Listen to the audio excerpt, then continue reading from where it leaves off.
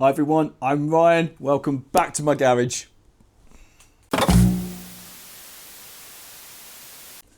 So last weekend I had time in the garage and there was one job I wanted to do before I got onto the bike, which should have been simple. I've picked myself up a fairly old Mercedes as a little runaround, and it came supplied with this very old Android head unit in it that didn't work. The screen wasn't responding and all sorts. So I bought a replacement, and I thought, how difficult can that be? Because it's going to come supplied with all the pre-made cables and everything. So it's essentially pop the dashboard out, plug this in, stereo in, job done. Nothing related to the channel, wasn't going to record it, didn't record it. Thought it would be maybe an hour. It turned into a monumentous task, which if I show you these cut off connections, you might understand the scale of what ultimately ended up happening. So when I took the dashboard apart, I found that the previous installation of that stereo had involved removing all of the standard cabling. So I had to backward engineer and refabricate a wiring loom to put the stereo in the car. Olden days, not an issue, you know, some power, connections out to the speakers and an aerial. Yeah, this is all connected onto the CAN bus system. So I had to integrate with that as well and get all that working. So it took me all day and some, but it's sorted. So with that out of the way, that just explains why I didn't get any content last week. Right now, I'm back on this. And the thing I want to tackle today is this oil cooler at the front. So look, this engine has got an oil cooler. These bikes typically never had that. Certainly the standard 250 and 400 never had an oil cooler. This engine does, it's the 450, and it's in the way. So with it mounted roughly around here, and it's not mounted, it's just cable tied, I can't get the mudguard in. And I do want a mudguard. So I'm going to try and see if I can disconnect and reroute the pipes and try and fit the oil cooler behind the upright frame into this gap here. I have no idea if that's going to be possible. I've never done this before. I don't know how to take the cables off. I don't know what the connections are like, but I'm going to give it a go. So wish me luck and let's go for the ride. Okay, so let's have a look at the challenge. So I've got this oil cooler here, which is just loosely tagged, held in with some cable ties. It's got these two feeds that run down within this front bracket that is a different shape from the standard CB 250 and 400 to allow for these cables, these oil lines to run up behind there. And then it comes in here on a bracket on the bottom of the engine. So that's what I need to relocate.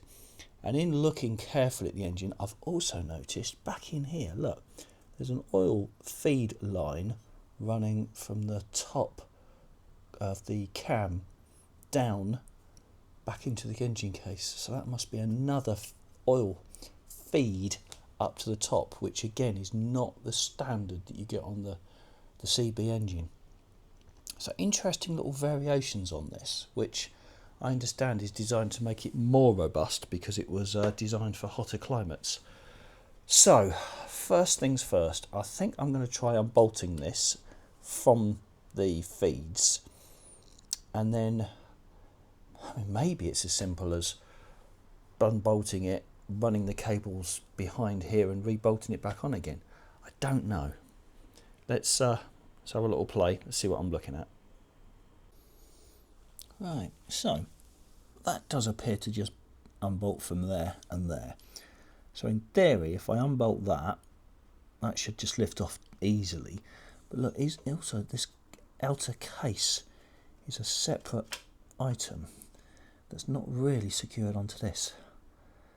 So I might look at that in some detail in a minute.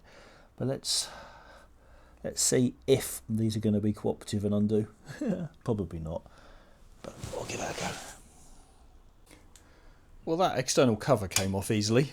A couple of screws which undid simply. That lifted off.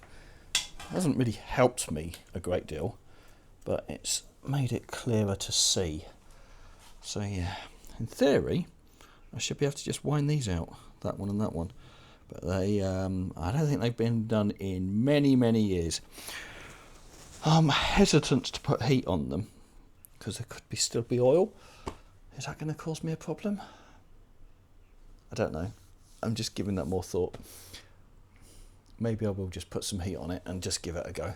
I mean, what's the worst thing you could do? Burn oil? Yeah, let's just do it. Let's put some heat on it. Alright then. Let's get her a bit warm. And let's pray that helps.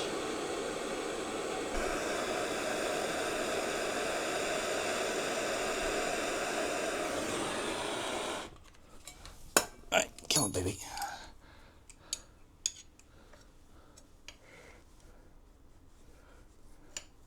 Come on.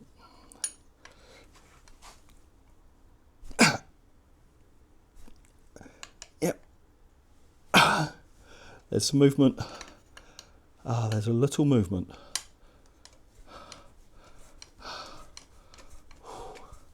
Okay.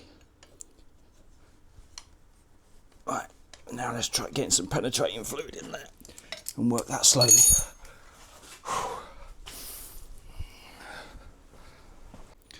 Okay, so that's come undone, and there's this little gland adapter that clearly goes on the end of that inside the actual radiator itself and creates a seal. So that is all fine and dandy, and that's all good and now clear. So that clearly goes on there like that. So that's fine. Let's see if I can get this other side off. It's yeah, unlikely to play ball, isn't it? But we'll give it a go. Just before I attack this and try and undo it, do I need to? Because I could potentially now undo this engine mount here. And now that these are separated, I may be able to run one of them up the left side of this, up into this position here somewhere, and the other one on the right hand side, and then reconnect the cooler, which would then position it in here. Maybe. Let me give that a go, because if I can do that, then it's just a question of mounting it. Right, let me support the engine, take this mounting off, and try and revert those oil lines. Right, so look, removed the bracket briefly, freed out these oil lines, and I can tuck this up in here somewhere, like that. And that looks like it might fit if I can make that work and reconnect the other line. Don't know, maybe I can, maybe I can't. Let's have a little look-sees, because that's largely where I want it, behind here. I can't get too close to the exhausts, but I think that can work. Right, let's try manipulating it around and connecting the line back up.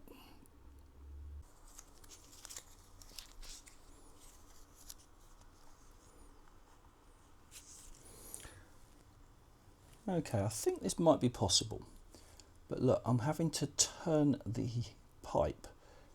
I'm sort of reorientating it so it's coming in from sort of behind, whereas the one I haven't changed yet just drops in from below, and you can see that's going to clash with the frame. So I think I'm going to have to loosen that off. Hopefully I can. Rotate the pipe backwards slightly. Then I think I can reconnect that back up in that new location, and then I've just got to work out how to create a bracket for it. But I think that's possible. So yeah. Okay, so I'm going to have to concentrate cracking that off and rotating it back a bit. Right. There you go. A bit more heat on that. That's all burning hot now. But I've managed to rotate that back slightly. So yes, I managed to just wind that nut out, just half a turn.